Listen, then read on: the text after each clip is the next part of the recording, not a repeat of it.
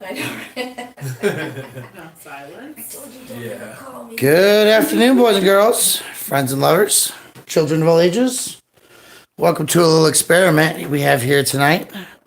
We're live with director Sue Hildebrand of the movie. It's about America's love affair with guns. Next to her is. How you doing today? Pretty good, pretty good. Good, good. Down here, over here, we got PJ behind you. You'll hear his voice, but you're going to see my face. Folks, we're going to let the video start and PJ do his show today. All right. We're not live yet, but we will be in a second.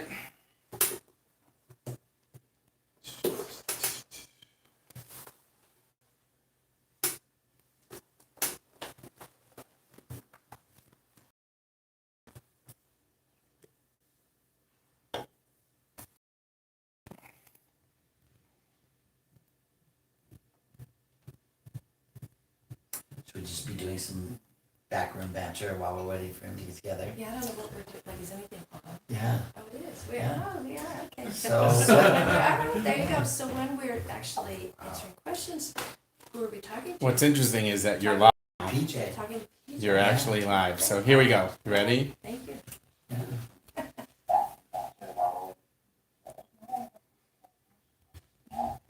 Is this your first movie? Yeah.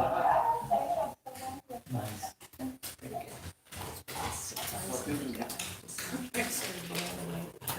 Hey, folks. Thanks for joining us tonight. Huge opportunity. I am here with some amazing folks who are going to have a conversation with us about gun violence. Please repost this. We are about to watch a short feature piece of a documentary called American Totem. We're here with the producer, and one of the characters, as well as a local activist who are going to introduce themselves in a moment. Tomorrow is going to be a great opportunity to engage in a conversation about this crisis in our community. Again, please send out this invitation to your network and post on social media. I'm also going to set the link in for folks who can't come. You can come to the show by clicking on this link. So right now we're going to watch a short preview of the show, and here it comes.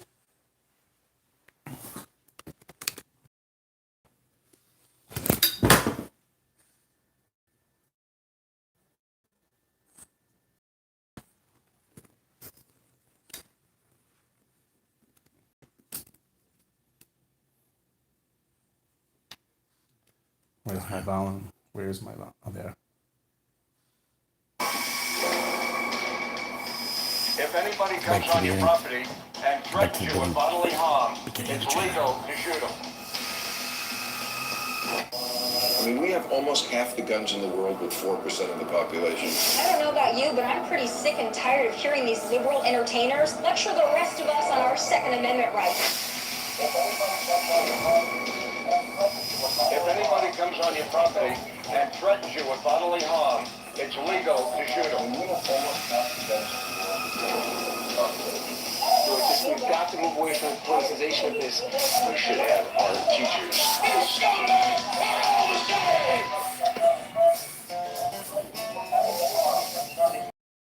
The national gun debate tends to focus on whether we should have more guns or less guns. But how can this be a debate if we don't even agree on the problem? As a radio talk show host and a political science professor, I talk with a lot of people. I want to understand the true power of this object and our emotional connection to it. Second Amendment of the Constitution guarantees the citizen a right to bear arms on public property. The gun represents freedom. Firearms mean empowerment for me. You're learning more about the Texas church shooter. Guns, first and foremost, are instruments of violence. Automatic, full action. We're not one nation when it comes to guns. In fact, one nation under many different gun cultures. If I did pheasant back or rabbit back, I was rewarded as a kid. I just see like the gun just get like right right in my face. It's emotional, it's symbolic, it's political. If there's a gun in the house and perhaps there's some alcohol involved, that's a lethal combination. Between those things, the debate about guns is really distracting us from issues we really should be focusing on. In American culture, it's symbol related to masculinity. Both sides are guilty of fetishizing it.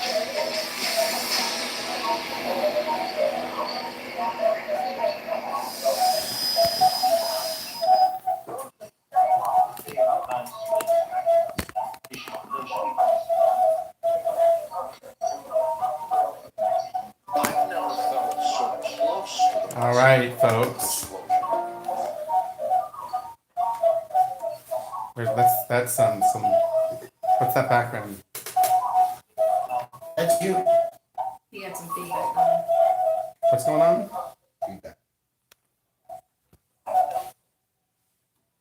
All right, can you hear me? Give a 1 if we can hear it, and a 2 if it's only noisy feedback. Yeah, we're having a problem. Then you can read the chat. It's not working. Tell me. Where's the feedback coming from? All right, can you hear me? You have a live window playing. All right, we're going forward. Yeah, we're having a problem.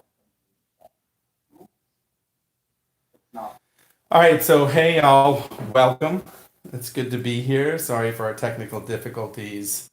I am here tonight with some of my fellow social justice warriors. And again, please repost this if you're watching. It's an opportunity for you to come tomorrow night and have an in-person conversation. Look, we're back to being within realness with each other. So tomorrow night at 6, come to Belong Church to watch an incredible documentary and also to have a dialogue about an epidemic of violence that is decimating our community, our children, our country. So the person that is in the middle here, hi Sue, how are you? This is Sue Hildebrand. She is the producer of the documentary American Totem. So Sue, what I'd love for you to do is maybe tell us a little bit about why you chose the title American Totem. Yeah, well, thanks PJ for bringing the film to Denver and for inviting me. And I really appreciate that question. I get it all the time. Actually, it's a pretty strong statement to make. And I came on this title, you know, I wanted to make this film. I wanted to explore the idea of gun violence and what is it about this object. And we had a lot of working titles for really bad ones too. We had, you know, One Nation Under the Gun, and we had Afraid Nation, and all these really silly titles. And so as I was exploring this idea and the culture, the different cultures, but all of these different cultures around this object, I realized that there was something really deep and I didn't know what it was. And so I literally turned off my phone, I turned off everything for about 2 days. And I live on a farm and I just sort of wandered around and I meditated for a couple of days, just thinking like, what is this film really about? What is the title of this film? And that title came up.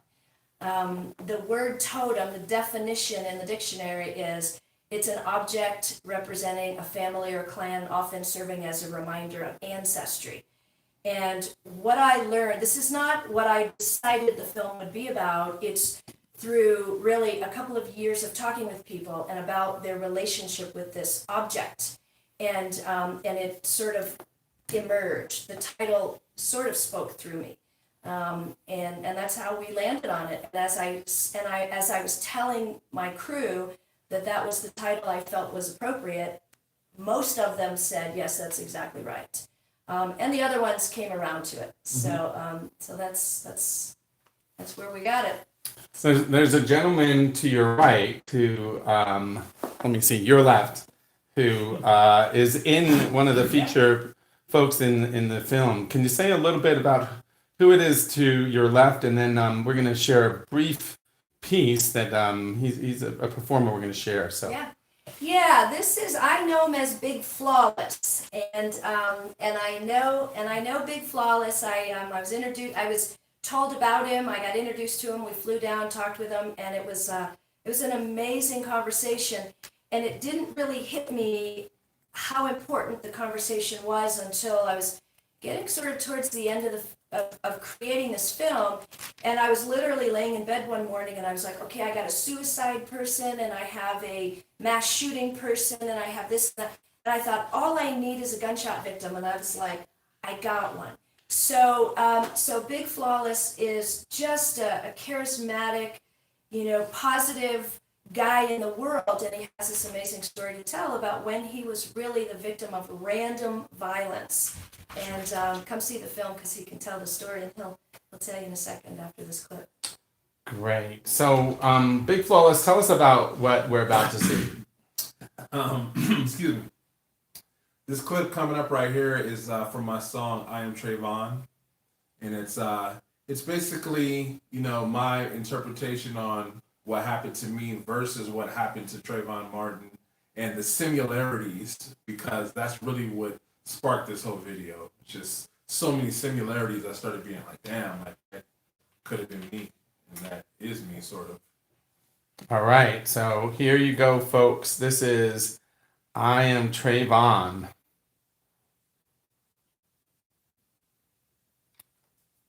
All right.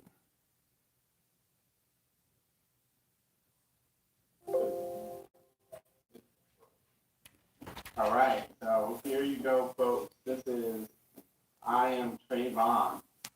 Mute your Zoom. Speakers on.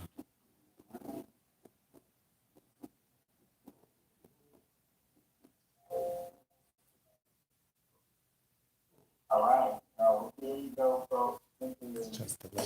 I Am Trayvon. What that is, I'm Trayvon. And I am Trayvon. True shit. Man,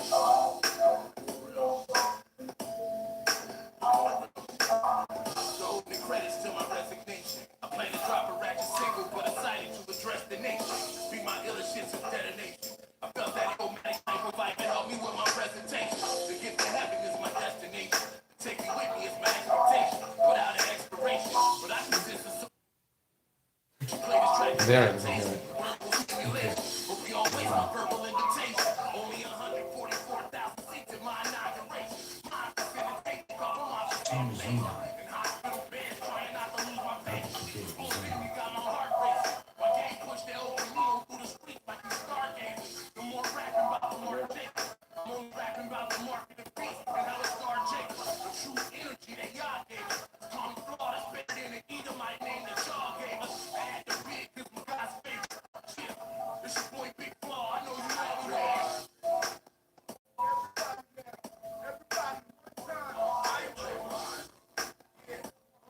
All my sisters down. They're just my brothers scream. I am Trayvon. Everybody scream. I am Trayvon. Everybody scream. I spent this at the White House with Barack Obama. Yeah, we're gonna pause there. Check it out. I'll put the YouTube link in the background so y'all can see it at another time. So we're back. Your channel is Big Flawless? Yes. Okay, so for those of you watching on YouTube right now, Big Flawless. That's LISS. Wait, FLAWISS. Big Flawless. Yeah, we got. Sorry, y'all. We're doubling. I'm gonna turn off the Facebook. Yeah, you can't be playing it while you're doing it. Yeah, feedback. All right, here we are. So, Big Flawless, how are you doing? You're in Denver for the first time. I'm doing great. So, I Am Trayvon. Why did you choose that title? At the time, that song is actually really old. It's one of my older songs, and at the time, the Trayvon Martin thing was a lot more fresh. But like I said, the similarities between his story and what I was going through in my life, it really hit me really hard. So when some of these things were going on, for the average person, it was like, man, that's sad. But for me, it was like, damn, that's me. You know what I'm saying? And this disparity between those two different things is such a large thing. So, I've grown a lot as a person since then, and my opinion has changed on a lot of things. It's been 7 years. Hopefully, I would, as anybody would. But at the time, that was what my truth was. I think now I would have a lot of different opinions, but at the same time, the overall message is what's important, and that is something that can never change. So tell us what happened. What happened is I got shot, in 2006, and it was a racially charged incident, some would say. And basically, I was headed to a studio. It was late at night. I'm a musician. A lot of musicians do overnight sessions and stuff like that. So I was going to the studio real late at night, and my phone was off at this time. It was disconnected. And I was really I had lost my job recently. I was going through a tough time, but I had a opportunity to get this record deal. So I was like, I have to do it. I'm all pumped up. It's late at night. I'm calling my boy come get me. But I went to a payphone, which was outside of my house, probably, 100 yards. Not very far from my house at all. And it's a regular place that I'm at every day. And also, my friend was like a DJ. So late at night, we'd come home every day from doing gigs. We're bringing speakers and DJ equipment 3, 4 o'clock in the morning. This is regular to us. So to me, I didn't feel it as a dangerous neighborhood. So I'm just walking around, and it just happened to be that day where two individuals, I seen them walking across the street. And I kind of I seen them, they look like gangbangers. I didn't really want to stare them down, you know what I'm saying? So I'm on the phone with my friend, hey man, hurry up, man, it's kind of sketchy out here, And they keep walking, so it kind of puts my guard down. I'm like, okay, cool, And then as they get down the street, they cross the street. And now they're on the same side of the street as me. So I'm looking it's kind of, now my guard is kind of going up. So now they start walking back towards me. But the thing that was crazy about it is the way that they did it, now they're coming from where my house is. So it was really smart. I don't know if they were watching me or what, but the way they did it now, I can't run because I'm I can't run. I would have to run through you. But at this time, my mind's not even thinking to run yet. I'm a big black dude, period. So when I see these dudes, my first mind state is, I'll kick both of y'all ass, right? This is my first thought. As a man, my masculine, side kicks in. So the first thought is, all right, I'm kind of buffing stuff. And the closer they get, I realize one of them had a gun. And not just a regular gun. He had a .44 Desert Eagle, which is one of the biggest handguns that there is. And so I seen it, and by the time I seen it, it's probably where it is, really close. At this point, I can run if I want to, but where am I going to run? This way until the dark abyss? Because literally it's 3, 4 o'clock in the morning. It's super pitch black. The light was out where I was over there. So it was and all of these thoughts that were going on at the same time were just causing me to freeze up. You know what I'm saying? I'm thinking, I can't run this way. I can't. Damn, they're getting closer. Damn, a gun. Damn, my friend's in my ear. Hey, what's going on? Hello. So my brain is and every second that I'm hesitating, they're getting a step closer. You know what I'm saying? So now, instead of right there, you're right here. And now I'm in the situation. So it's a cholo, two Mexican gangbangers. And at first, they were just where you from, Holmes? And I'm just hey, I don't bang, I'm not a gangbanger. So they're oh yeah? So I'm I have a hoodie on, it's wintertime.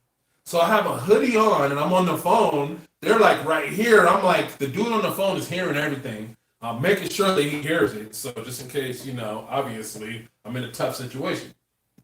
So they walk around me this way, but from the hood, I can't really see. You know how you can't see from this. So when they start going around this way, I'm kind of like, the hell, So they get to this side, and when they got to this side, and now it cleared up the path to my house.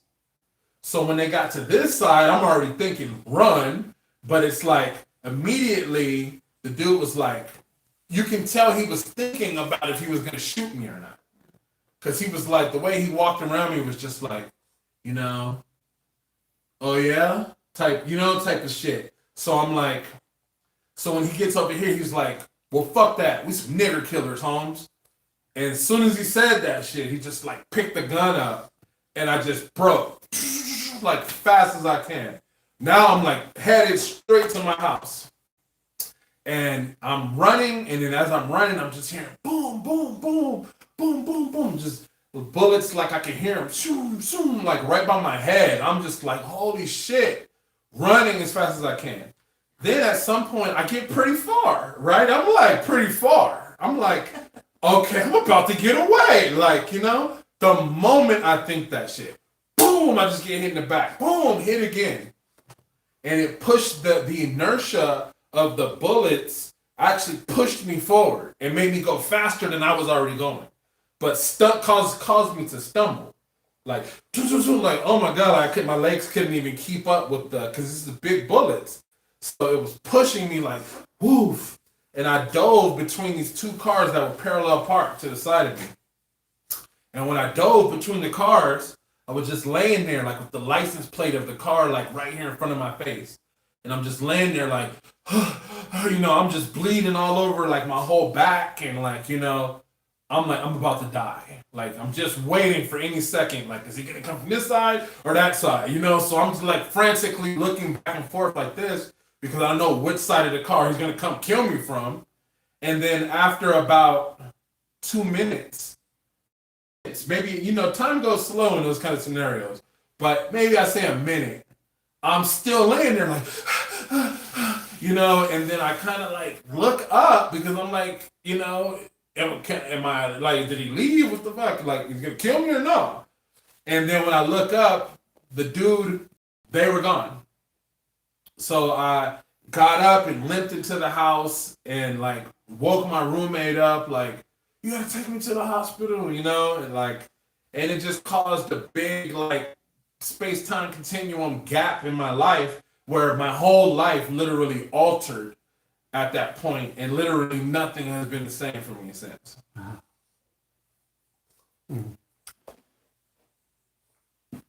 I am Trayvon is a powerful sentence. I am Oscar Grant, Trayvon Martin, George Floyd.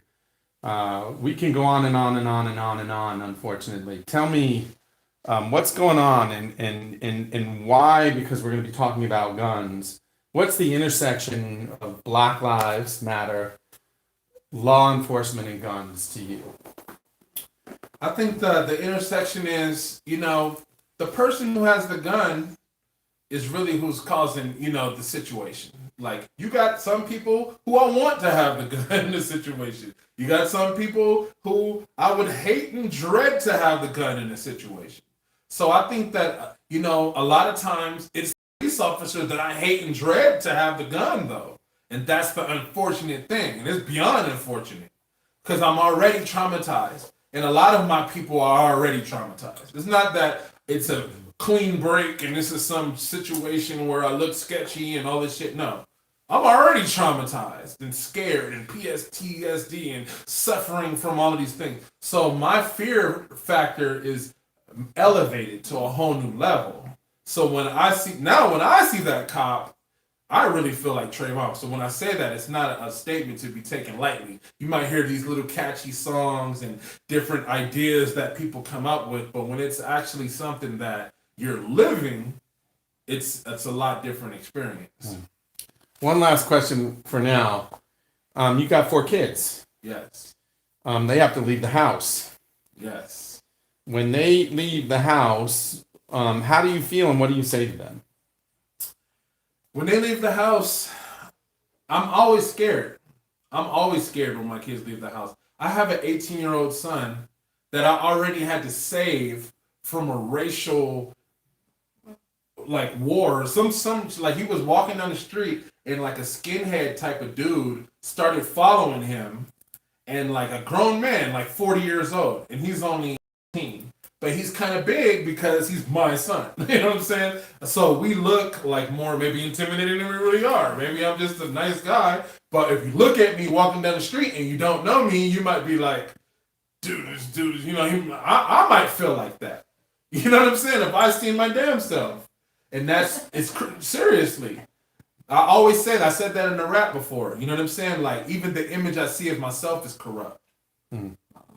You know what I'm saying? Like, the image that has been broadcast to me my whole life, I'm scared of my damn self. There might be a dude walk down the aisle that I'm on in the grocery store, and I'm like, keep an eye on this son of a bitch. Like, and he's just a dude just like me, looking at me, keep an eye on him. Like, why are we at this situation? Wow. Thank you, by the way, brother, for being here on this planet still, telling your story. Sue. Yeah. Over the course of producing this film, you had an opportunity to interview a tremendous number of gun owners, and help me understand how I said Trayvon. So what Flawless had to go through, and how the fear of guns, the fear of police, how does that kind of how does that issue of gun violence manifest with some of the folks that you interviewed, and especially the I would just say that especially the white folks, particularly, who felt like they needed a gun to protect themselves? Yeah, so it's a good question. But I want to back up for a second. The film that was finally produced is absolutely not the film I set out to make. Really, I set out to make a film on, I want to get to the heart of all of this and tell you why we shouldn't have guns anymore. And that's not what the film is about at all. I learned a lot through the process of talking with all these people. But the first part of the film is about how, really, if you look at the history of this country, and we talked about this earlier, this idea of this melting pot and who we are as Americans. And when Europeans came here for the first time, there was basically no culture. And I don't mean there was no Native American culture. That's not what I'm talking about.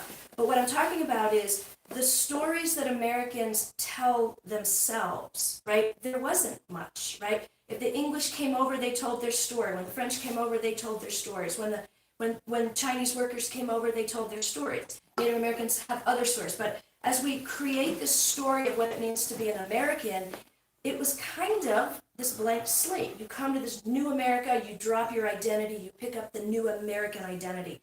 So through the last 200 years, the story of this country evolved through marketing, right? Really through marketing. And what I mean by that is when the gun manufacturers had the ability to produce mass production of firearms, the market was no longer there, right? All the armies in the world had been fully armed. And so what they did was they turned to the domestic individual market, the individual consumers. And so they created this idea of, what does it mean to be a man? Well, the way you become a man is you have this gun. This is marketing. This is a very good marketing strategy. And then in the 1940s and the 1950s, Hollywood picked that up and said, with the riflemen, this is what you need to be a man. And so this idea of, in our society, what does it mean to be an American? What does it mean to be a man? What the narrative, the crafting of the American story is, you need this object. And there you go. Yeah, exactly. I mean, it's cultural, it's psychological, it's so deeply ingrained in who we are as a people. And so when you ask Big Flawless, let me turn around a little bit. When you asked Big Flawless a little while ago, make that connection as you see it between Black Lives Matter and police violence, I have this amazing historian, Saul Cornell. He's one of the most respected historian about the Second Amendment. He talks about the militias started as the slave catchers. And today's police is the evolution of that. And so now you have the rise of Black Lives Matter that says we will not be controlled like that anymore. And so it's a direct challenge to that society, that white power structure. And now it's being challenged with Black Lives Matter and Me Too and and all of these various groups that are saying, I want to be treated equally and I want to have full access to all of the goods in our society. And that power structure is being challenged. And that power structure goes back to the beginning of what it means to be American. And what it means to be a white American is you have this object. And so all of that, the cultural, the psychological, the emotional, the stories we tell, and there is nothing more powerful than a story. Nothing. It's why the NRA uses the story to sell its product. Do you really worry about people sneaking into your house and you need a gun so that nobody steals your stuff? The chances of that happening are next to nothing, right? Especially in my community, my predominantly white community. It's not going to happen. But the stories we tell, and the NRA says you need this gun because you should be afraid. My car's unlocked right now. Get out there! Get your gun! Get out there! So because we are generally, until we create an energy between one another, we are safe in our humanity and our relationships. Right. And Big Flawless is more likely to be shot and killed, as we've already talked about, than you and I will be. And that's just the reality of it. You live in Denver. Where do you live in Denver? We'll call it this side of town, the northeast part of Denver. My neighborhood is technically Crip Turf, I believe. Oh, okay. So you might be more likely to be shot than me. But maybe even more likely than Ben Flawless. But I would walk through my streets at night without any fear of being shot by my neighbors. Yeah. On a general basis. I would agree that it's that fear of the authority with the gun that is more predominant in this community, at least as I see it. Yes. Yep. But also, a lot of the energy is not towards you. Like, for me, I might get shot walking down your block, though. That's the thing, too. The brown on brown crime, is just as relevant as the police on, black or police on whatever. It's just as relevant because I can't walk down your street like that. You could walk down our street, but we know each other as in our neighborhoods, and we're a very mixed neighborhood. As a Chicano, I live with indigenous, with white people in a shared home. I have African American, I have Anglo-Saxon neighbors, and we know each other. So I think that's part of the difference, though, is that in all the neighborhoods that I grew up, we knew the 9 to 12 to 15 people around you, above you, below you, however that might be, and you were in relationship with each other, and those bonds kind of maybe sometimes broke the need to tout the steal. Brian, you're an activist. You've been fighting for social justice for as long as I've known you. We've known each other since Occupy. And in that space, in exercising your civil disobedience, you've run into a few guns. and in fact, I have the image of a situation that happened downtown where there was a standoff and one person was shot by another. We won't get into which side shot who, but there's a proliferation of violence that's happening even among those of us who are fighting for social justice. What has happened on the streets where if we're out there trying to save Black lives and we get to the end of the march and there's somebody shooting at us? Tell me about the kind of paradox and the insanity that we're in right now. Prior to the murder of George Floyd, I would say that as a general rule of thumb, activists didn't carry, if they were social justice warriors. Now, there's definitely been a history of two-way protests in Denver and in the metropolitan area here in Colorado, and where I grew up in Wisconsin, and that's also prevalent. But I think that over the the summer of 2020 with the murder of George Floyd on public television for everybody to see, the violence became personal. It became in my house. This happened. Right? I cried for a man's life while I was eating my breakfast, and that rage was shared by so many others. And it's sad because in Denver, the first 5-7 days was a chemical war zone. I remember walking down Colfax one night, and it was like 2 o'clock in the morning, and the street was dead. But there were gas canisters, there were rubber bullets, there were shotgun casings everywhere littering the street. And I even found myself day after day loaded with chemical weapons for having a camera or my words. Or even on the second day, I had just lit sage and was praying on the lawn of the Colorado State Capitol, having some meditative thought that maybe today would be less violent than yesterday. It's 4 o'clock in the afternoon, the sun's shining. I found myself just covered, lit up, if you will, right? Multiple weapons were firing at me. The only weapons authorized to be in the area were from the Denver police and their associated agencies providing military mutual aid in the streets in the city and county of Denver. And it is traumatic, right? We're a year plus past George Floyd's death.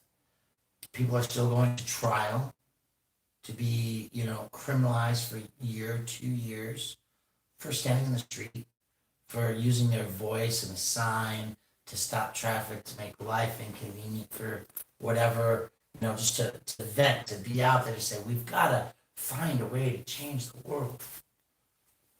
And a year's gone by, and that world, the use of militarized force against people who want to use their voice, is still as prevalent, if not more, than it was a year ago. Just yesterday, Denver hosted the All-Star game, the Major League Baseball game. And over 50 officers were used, fully weaponized. Batons, guns, knives, gas, everything, to stop a Buddhist nun and some of her friends and followers and the people that she serves that live in the streets wanted to carry tents down the street in a parade to protest peacefully, right? And it was the people with the guns who got their way. It was the people with the guns who pushed people on the ground, right? Who were assaultive in their behavior. And that presence of the gun takes away the power of words, the dialogue. It's that presence of force that I have control over you. I'm dominant. And that is a break, at least in my experiences, when we have this effort to have civil discourse and an uprising of people to say, my feelings tell me this world can be better, right? It's that presence of the gun that takes people's willingness to be hopeful away and to express themselves. Thank you for believing in possibilities. Stu, here's the question. In about 16 months, we're going to have a midterm election, and there's a narrative called the big lie, and there's an effort in Congress to create a filibuster, and everyone has basically chosen sides, and they got a ton of ammunition on both sides. I saw in the film interviewing the folks from the Huey Newton Gun Club, and so everyone is in a sense ready and trigger happy. At least that's my sense of things. How are we going to get out of this, or are we going to get out of this? What do you forecast is going to unfold over the next several months? Oh, well, as a political scientist, I never publicly predict anything. Never, never, never, never. So let me get back to the core of your question. So I'm not going to predict, but what do I think is going to happen? Because, more and more people are armed. Let's see. Well, first I want to say this. I'm stalling for time. The one thing I want to say is Brian talked about the police. The only people that are allowed to carry guns are the police. And one thing that Flawless said in the film, a really important part of the film, American Totem, he talks about, I said to him, because a lot of the narrative is, the black on black violence, it's, inner cities, it's drugs and all that. And during the interview with Flawless, I said, let's talk about gangs. What is a gang? And he really, in the film, he explains it so well. And he talks about, he says, and I've watched the film several times, he says a gang is a unified force of people. And then he says, the cops are a gang. The Crips are a gang. And he goes on and on and on. And he says, you have black gangs, you have white gangs, you have every kind of gang. You have gangs in suits and ties. And the imagery that we have is, at one point he says, if you sock one cop, all the cops are going to come. You remember saying that? Yeah. So he talks about if you sock one cop, all the cops are going to come. That's a gang. And so that's all we're talking about. Cops are just gangs like everybody else. But in our society, we demonize certain gangs, but not other kinds of gangs. Other kinds of gangs are celebrated, right? You just said earlier there's going to be a police appreciation day or something. And it's like, yeah, and it's sort of like, let's have an appreciation day for all of the different groups, like Black Lives and Me Too, and all of these different kinds of groups. How do we celebrate all these groups? And so, I guess in response to your question, PJ, and to even go back to what you said earlier about, you know the people in your community.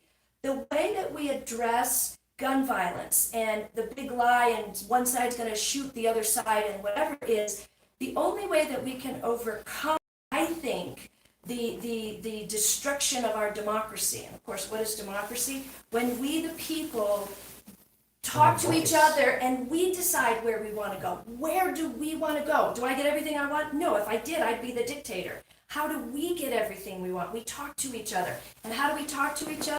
We put the gun down. So the idea is, how do we solve this? Well, it's not how do we solve that, it's how do we solve this? Like, how do we rebuild our communities? Because so fundamentally, they've been lost. Our communities are gone, right? And in a lot of ways, in a lot of ways. And what I mean by that is, what I mean by that, let me just finish my thought, and then I don't mean to talk too much, but part of it is, if we talk about why there is such, anger towards generally working class white communities, is because they've lost that jobs have been exported, right? And there's this anxiety and there's loss of like, well, I'm going to graduate high school and I'm going to get my job in the local factory and I'm going to marry my girl and we're going to have kids and then I die and the cycle continues. And so much of that power structure is gone and they're feeling a little bit nervous. So how do we counter that?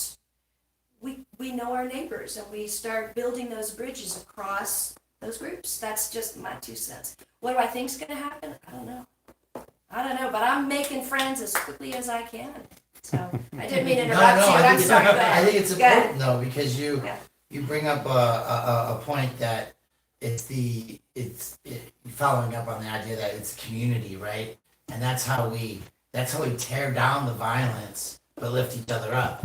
And there are a lot of communities that are solvent in their unified aspects of their militarization or their weaponry and their pride of that. It is a totem, and it's such an interesting thing, because when I hear totem, I'm initially thinking about the indigenous community and the spirits that guide us in our relationship with the world around us. And it really has become this place where the firearm has become this spirit, and we're not unified around that, right? Because some people are like, put down your gun, pick up a hoe, right? Go grow some food, so we all have plenty and we're not hungry, we're not hurting, right? But not everybody feels that way either. There's got to be. I can't wait to see this movie because I can Great. just imagine all the ways. I mean, we got to the point where it's not just the police who have the guns. It's only in Denver that it's just the police who have the guns, right? When we went to go speak out, and we changed the laws in Colorado about ketamine use by police officers and the EMTs who administer it.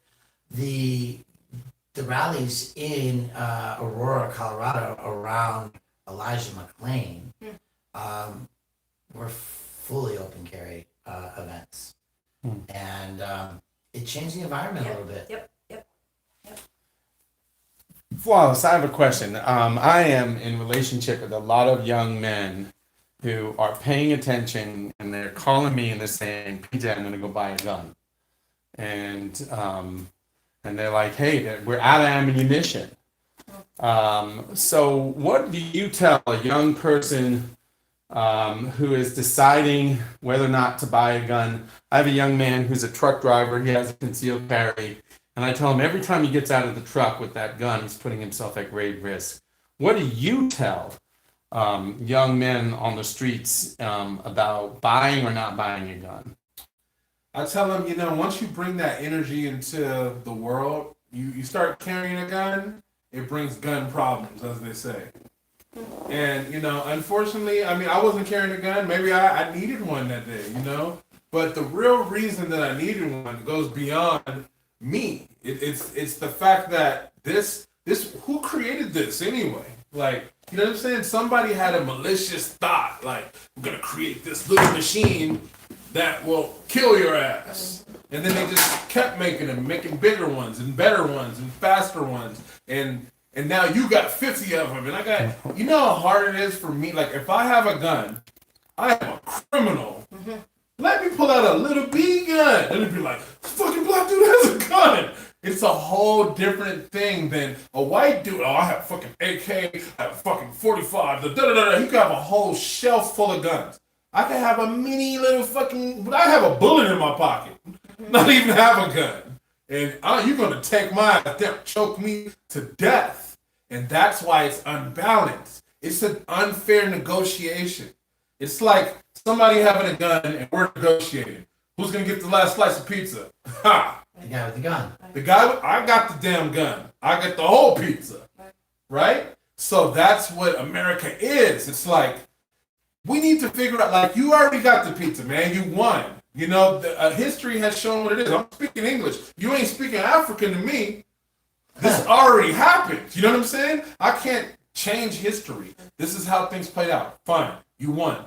Now be a good sport.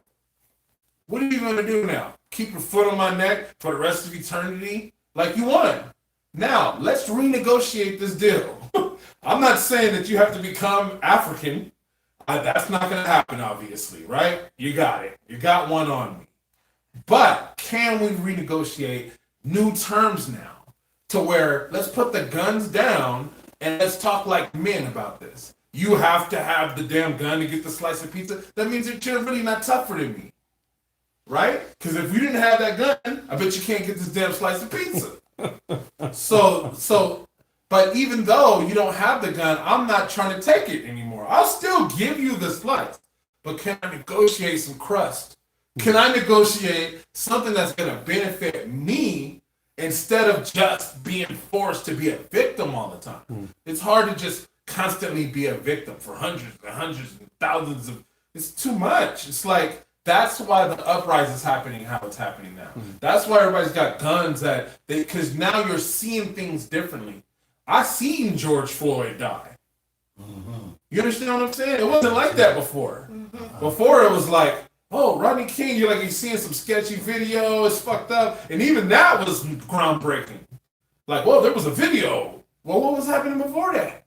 And what was happening before that? It's always been happening. It's just that we're getting to this place in the world where we're seeing it visibly, it's real time, and we're not tolerant of it, right? It's like, no, these are not the conditions these are not the terms that I agree to. Exactly. And if you're gonna put my life as Like the balance that I either submit and obey to your will, or I'm gonna lose my life because I don't have free will anymore. But then I've already lost my life because I don't have free will, right? And so having a conversation, opening the mind, that's kind of the spot that I'm really worried about in your question that we're getting away from, right? We're getting away from this place where we can engage each other, have a live stream, have a chat, stand outside. And it's like at the beginning of George Floyd to almost like 150 days of protest later, when we were like embedded with the Proud Boys and we're talking to each other and the cops are trying to break up the two groups because they don't know what's going to happen. We're like, no, it's time for us to talk, right? We've already been marching. We've already shut down traffic. Exactly. It's time to come to the table, right? And we've done our sermon. We've had our words. Now it's time to smoke the peace pipe. Exactly. Right. The war is over. That's what people are still standing there like, he's got a gun. Like, you got 75 guns. Why are you so concerned? You know what I mean? Like, it's let's create a new narrative. Like, there needs to be new ideas. There needs to be new, like, conversations. Yeah. Do you mind if I jump No, in? no. It's a perfect way to throw it to me. So, PJ, you asked about, what does Flawless say about a young man in particular that wants to get a gun? And really, this conversation is so great, it's given me a whole bunch of new ideas. One of the things that I think that we neglect to really talk about when we talk about this totem, this object, and it's interesting, we say, those people that want guns, it's a totem for them, but it's a totem for people that don't want a gun either. We infuse this object with meaning that isn't really there. It's an object, right? And I think in the film, when I asked you, what does a gun mean to you? And you say, it's a violent tool. I think that's what you said. And so people infuse this object with meaning, and we focus so much on the object. And one person that I interviewed is Cody Wilson, and he's the founder of Defense Distributed, which created Ghost Gun. And he's in the film, and he has a great line in the film, and he says, when I asked him about, what does a gun mean to you or something, and I couldn't get him to like say anything, succinctly, but he finally said, both sides are guilty of fetishizing the object. And it was like, oh, that's such a powerful thing to say. Because what we do is we focus on this object about should we have it or should we get rid of it? What should we do with it? And what the film, I hope, leads people to believe is that while we're focusing on this object, we are neglecting to talk about why does Flawless live in a community where there's gang-on-gang violence? They're fighting over very scarce resources. So instead of saying, how do we get rid of the guns, or how do we have a gun in every hand? Why don't we have a conversation about how come we're not putting people, young kids, into after-school programs? And how come, God, I keep swiveling. How come we're not talking about after-school programs? And the number one reason that people are dying with guns is because they kill themselves. They're older white men in rural communities that have access to guns, that drink alcohol. How come we're not talking, if we really want to reduce gun deaths, how come we're not talking about mental health care in rural communities? If we really want to get rid of mass shootings are 4 or more people dying in a single event. When we think about mass shootings, we think about a stranger killing all kinds of random people. If I walked into my house and killed 2 of my family members and the neighbors ran over and I killed them too, that's a mass shooting, and nobody cares about those because that's domestic violence. So if we want to really deal with mass shootings, we need to deal with domestic violence. And so that's part of go back full circle about what is why did I pick that title? Because this object is a totem for all of us. It seems to direct our conversation, allowing us to not deal with the real serious problems of poverty, of domestic violence, of mental health that is not being addressed. Yep. It's all of those things. It's a loss of community. And still we talk about, how do we get rid of them? How do we get more of them? I don't really give a shit. I just want to know how we keep young men from killing each other, from killing themselves, men beating up their wives. I'm just sick of that. There's got to be a way to do it. And we spend so much time on the object. Right? So I just wanted to get that out. Get that off my chest. You just hit me in a couple of spots. Right. Here in Colorado, we have a exorbitant amount of public mass shooting. Yes. And just a month or so ago, a personal friend of mine stopped one here in Arvada, Colorado. And so, it's the paradoxical good guy with the gun. And he got killed. Oh, I'm so sorry. He was shot by the police officers responding. But I also had a father who did the same. So it is true that it's this big thing, but it happens in the small settings more often than not. Yeah, we're gonna need to come circle this all together. As I listen to you all, I can get really depressed, paralyzed, shut down. I can climb into that room over there and just go to fall asleep. What I'd like to know is what keeps you going, what gives you hope, what is the promise that you're holding out for? And so let's use that as our last kind of closing question. And so, what is it that keeps you going, Flawless? What keeps me going is I feel like, the world needs this kind of energy, from my people, from me, from people with the actual experiences, from people, who can, understand what it's like to be George Floyd.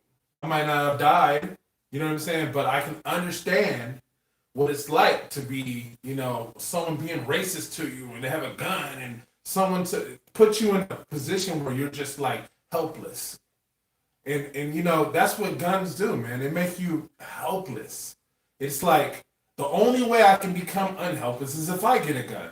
Well, if you get a gun, then I gotta get a gun. And that's how it works. It's like half of these people don't want a gun. They have to have a gun because you might have a gun. That's how guns work. I'm scared that you're gonna break in my house and have a gun, and I'm not gonna have one, and then you're gonna kill my whole family. So I gotta have a gun. You understand what I'm saying? Matter of fact, I need 2 guns. I need 3. And then now you started something. Now he grows up. He sees you with guns. This is regular to him. You know what I mean? You're teaching him how to shoot. Now you're going, you know what I mean? So it's just a cycle that started a long time ago when guns came out. And as the person who had the strength had the gun, that was the person who was taking over the world, right? And everybody else was like, damn, I'm just cleaning up the kitchen and shit. Like, you know what I mean? It's like everyone wants to be the person in charge. Everybody wants to be the leader. So it's just like, one person having it, like I said, leads to the next person feeling like they need it. It's not that person would have ever had a gun. 9 times out of 10, that person probably never would have had a gun. But he's like, everyone's got guns now. How many people do you hear? I guarantee you, I haven't even been there. And Sue, I feel like people feel like that. Everyone has guns. So therefore, they have to get a gun. Not most of us don't have guns. Most Americans do not have guns. What gives you hope? What gives me hope is that this kind of conversation, even existing, gives me hope. You know what I'm saying? Like, seriously, I'm in a room full of white people, you know what I'm saying? What are you talking about? No, seriously, but you care. Look at all the stuff that you guys have done. Look at, like, literally, you're doing this on your own. You didn't doing this because I'm here. You've been an activist before, way before me. All of you guys have been doing different stuff in your life. You might not have been, you might have been on the opposite side, but you may, after this, have a new perspective. There's so, you know what I'm saying? And that's what's important. What's happening now is always more important than history. Like, current is where it's at, man. People just don't have the artistry and the passion. Like, some people like Tupac, when he spoke, it just stuck forever. You can play an old clip and it's like, damn. You know what I'm saying? Because he was speaking that real. And that's what I like about right now. So that's what's going to change. If somebody might get that just a little bit like, damn, I need that spark of realness. Because the world is just missing that, man. It's fake right now. Like, it's crazy. Ashe, brother, Ashe. Sue. What gives me hope? I think it's a very exciting time. I just think it's a really exciting time. I think, the fact that Black Lives Matter is not going away It's not a blip, and and then the protests are gone. It's here. Everybody knows BLM, hashtag BLM. Everybody knows, Me Too. Like, I find, I've been an organizer a long time. I've been an activist a long time. I started with the anti-globalization movement, right? That's where I got in. And it seemed like we were fighting this invisible enemy. And what we have been talking about is now part of the general mainstream conversation, And so Black Lives Matter is talking about, all of the invisible racism. Institutional racism is common vernacular. You know what I mean? So, the idea that radical ideas just 20 years ago are now mainstream. That is exciting to me. That's exciting to me. And I have to remind myself all the time is that I've always been an activist of what is nobody talking about? What is nobody noticing? I want to organize around that. I want to educate around that. And then when it becomes mainstream, it's like, okay, I'm bored now. Let me find something else a little more crazy and radical. And so when I see the real mainstream talking about these ideas, I have to remind myself, don't move on. Don't get bored. The boring stuff means that we're winning.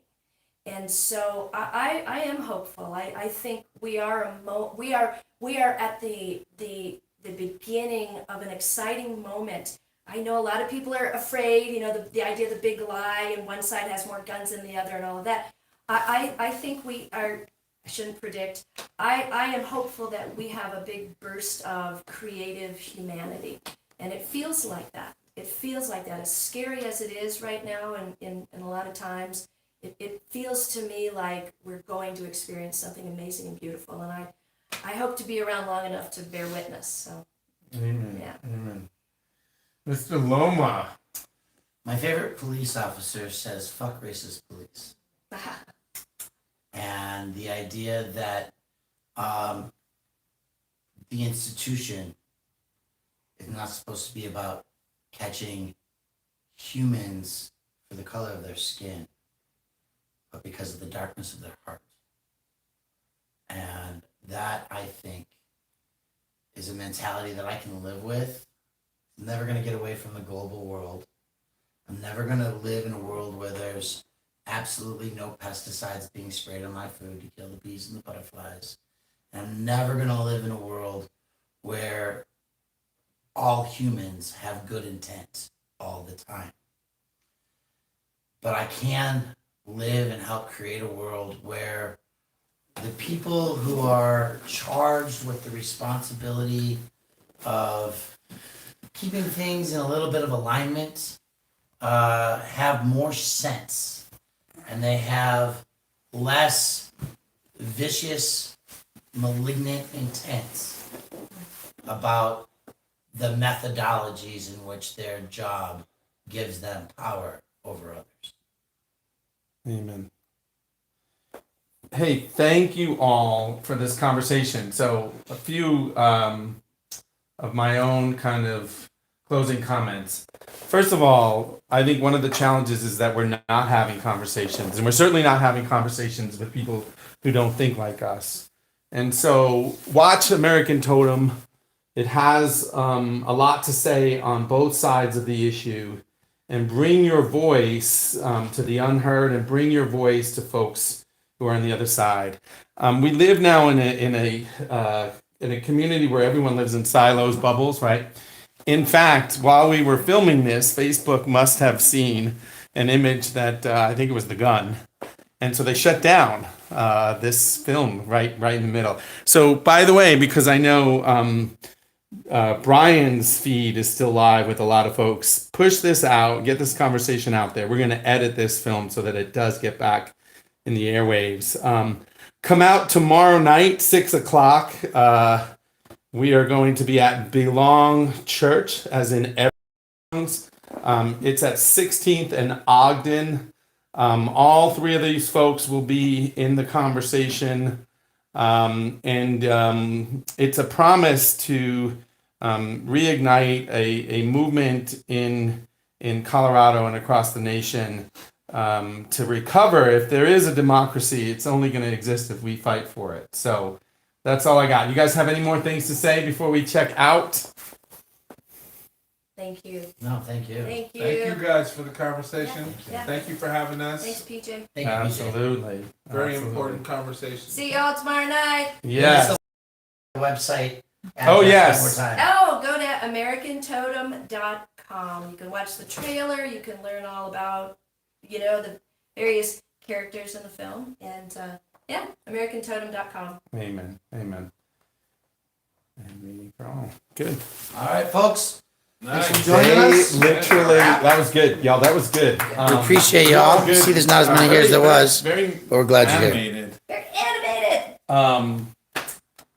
We'll figure out what to do with this video. I had 100.